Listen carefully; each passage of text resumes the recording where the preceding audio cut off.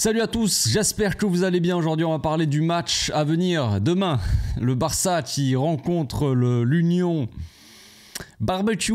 Enfin, je sais plus le nom, à chaque fois je l'oublie. Mais je vais regarder après, je vais regarder, je vous promets. Avant match, c'est parti.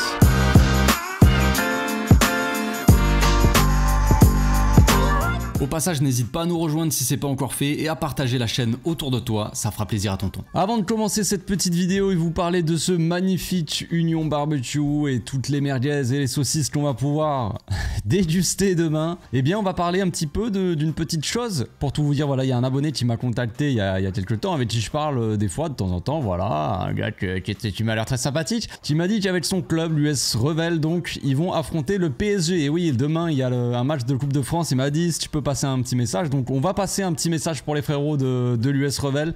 C'est incroyable ce qui se passe, c'est un moment unique qu'on peut vivre dans une vie, quoi. Je veux dire, pas tout le monde n'a la chance déjà de jouer dans un certain niveau de football. Moi je me suis arrêté très tôt, mais vivre des moments comme ça, jouer la Coupe de France déjà c'est un truc de ouf. Au niveau comme ça, arriver dans un niveau comme ça et jouer contre le PSG, vous connaissez tout mon désamour pour le PSG de toute façon, mais ça reste un très grand match, un truc de ouf à vivre dans une vie. C'est incroyable. C'est incroyable ce que vont vivre ces gars-là. Donc je connais pas bien l'équipe, hein, je vais pas faire le gars, je suis supporter du US Revel depuis que je suis tout petit, voilà. Mais je considère un petit peu que c'est la famille parce que voilà, pendant un petit temps, moi dans ma vie j'ai habité à Toulouse, c'est pas très loin de Toulouse, donc c'est un peu tu vois, c'est la coalition, tu vois. Donc c'est très grand. On leur souhaite évidemment une victoire. J'ai envie de dire, ça va être très compliqué, forcément c'est David contre Goliath, tu vois, c'est le choc de niveau, quoi. C'est un niveau extrêmement élevé par rapport, je crois que l'US Revel, si j'ai regardé un petit peu, ils sont je crois qu'ils sont en R1 il me semble bien, si je me trompe pas, si j'ai bien lu d'ailleurs, ils sont ouais, on fait l'avant-match de l'US Revel en fait les gars. Je vous avais pas dit.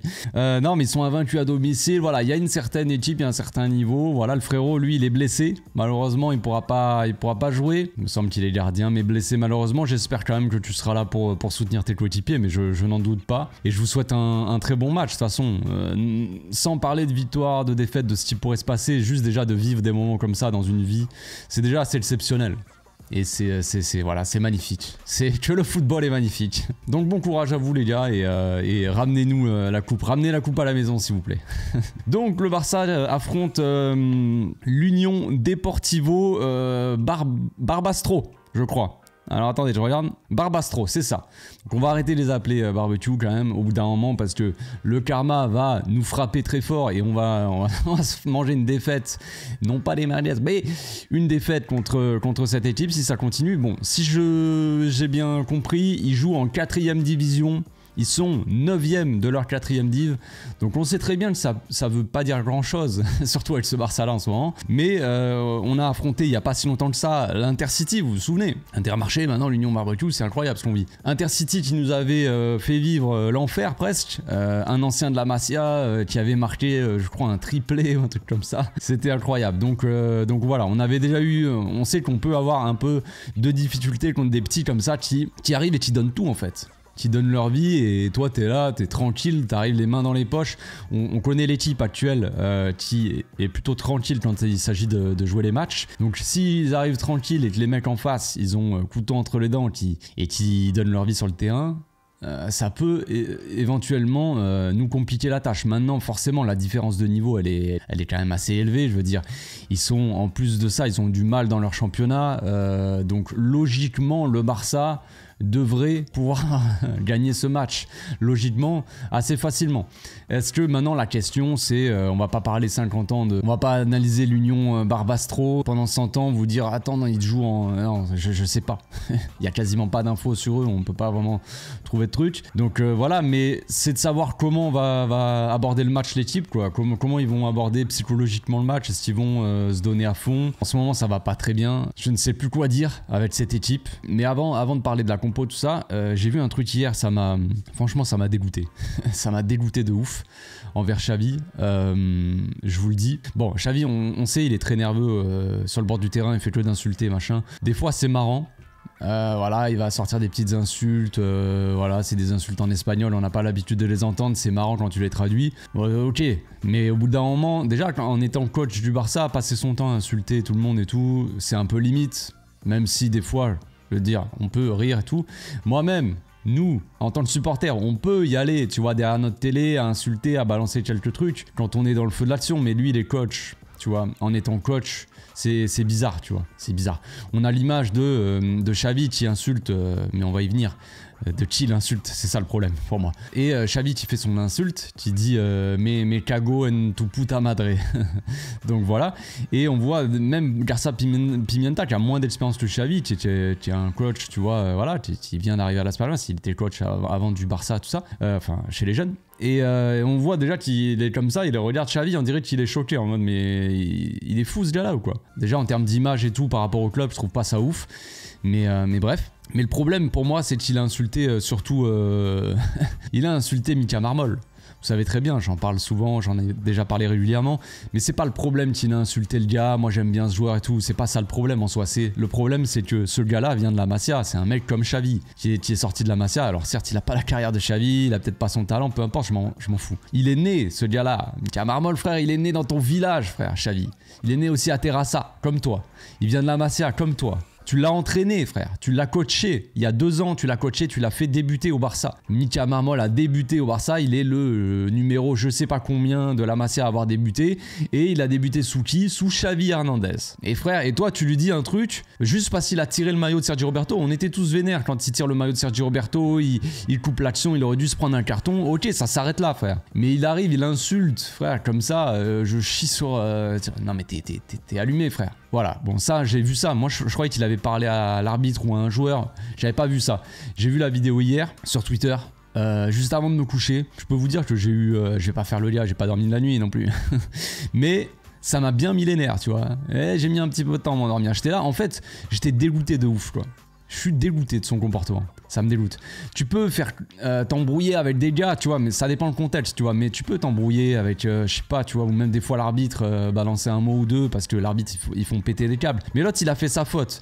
Il aurait fait la même chose, sachant que regardez, je vais pas tomber sur nos joueurs, mais regardez Ronald. Ronald il a tendance à y aller quand même au contact. Et quand il s'agit de découper les types, Xavi va pas insulter la mère de Ronald en lui disant qu'est-ce que tu fais, tu sais. Frère, c'est le jeu. Il doit bloquer l'attaquant, il bloque l'attaquant, peu importe comment. S'il n'arrive pas à le stopper, il va l'arracher, il va le jeter par terre. C'est comme ça, frère. Il va prendre son carton et voilà. Là, le problème, c'est que l'arbitre n'a pas donné le carton à Mika et qu'il a donné un carton à Sergio Roberto. Mais t'as pas insulté les joueurs comme ça. T'es un ouf, frère. T'es un ouf. Surtout que le mec, c'est de la Masia, machin. Si encore c'est un joueur lambda, c'est moins grave, on va dire. Même si c'est pour l'image et tout, c'est pas ouf. Mais là, ça se fait pas. Donc, je suis dégoûté de ouf.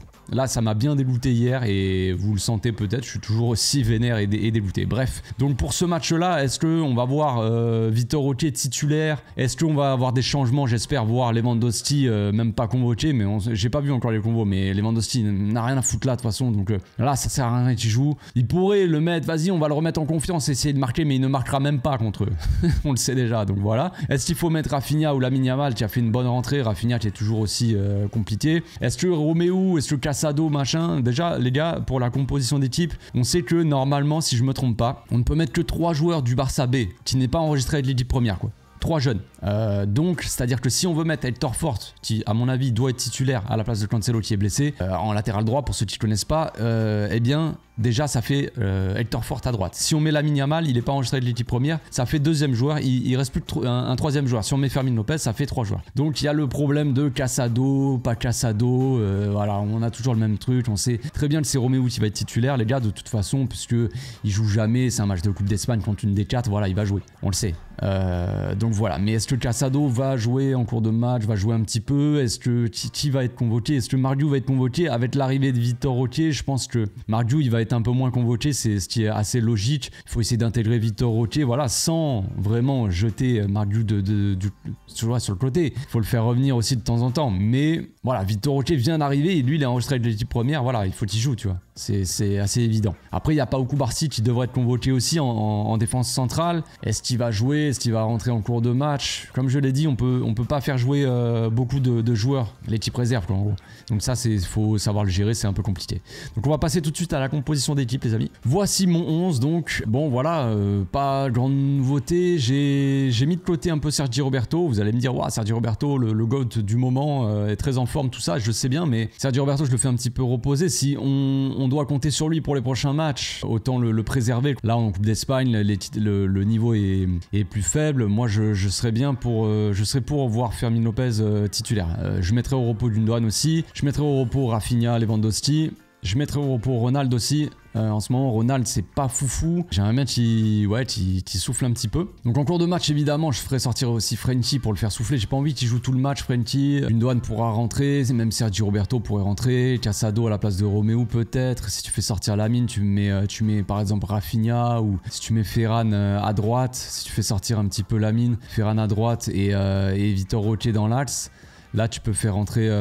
ça, en gros, si tu fais sortir un jeune de la réserve, tu peux faire rentrer un autre. Enfin bref, à voir ce que ça donne. Inigo Martinez, je sais pas s'il est prêt, tu vois, mais pourquoi pas le faire rentrer en cours de match? De toute façon, tu vas pas le mettre titulaire alors qu'il revient d'une blessure. Il faut le faire jouer petit à petit, le réintégrer. On va en avoir besoin. Inigo Martinez, il était sur de bons matchs, franchement, en début de saison, il était très bon. Pourquoi pas l'intégrer petit à petit, qu'il revienne un petit peu. Voilà, donc l'équipe classique. On attend beaucoup de mouvements.